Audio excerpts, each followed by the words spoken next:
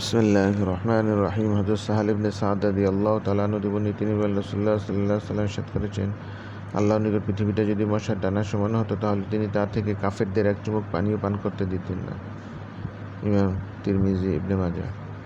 হযরত আবু হুরায়রা রাদিয়াল্লাহু আনহু তিনি বলেন, আমি রাসূলুল্লাহ সাল্লাল্লাহু আলাইহি ওয়াসাল্লামকে বলতে শুনেছি, জেনে রাখবে পৃথিবী এবং এর মধ্যে যা কিছু রয়েছে সব অভিশপ্ত, কিন্তু আল্লাহ জিকির এবং তিনি যাকে পছন্দ করেন আর জ্ঞানী ও জ্ঞান অর্জনকারী ব্যতীত।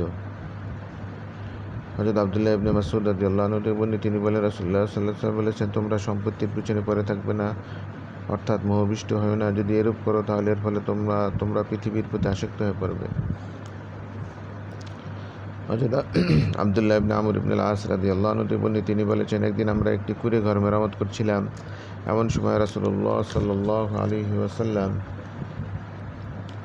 আমাদের পাশ দিয়ে যাচ্ছিলেন। এরপর তিনি বলেন, এটা কি? আমরা বললাম, কুঁড়ে ঘরটি ভেঙে পড়ার উপক্রম হয়ে পড়েছে, অতএব আমরা এটা মেরামত করছি। তিনি বললেন, আমি তো দেখতে পাচ্ছি কিয়ামত এর থেকেও দ্রুততর হয়ে যাবে। হযরত আবু আমর ওসমান ইবনে আফফান রাদিয়াল্লাহু আনহু নবী করিম সাল্লাল্লাহু আলাইহি ওয়াসাল্লাম বলেছেন, এই জিনিসগুলোর ভিতরে আদম সন্তান কিছুর উপর অধিকার নেই।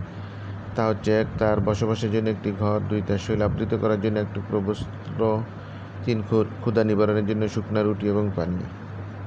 তিরমিজি।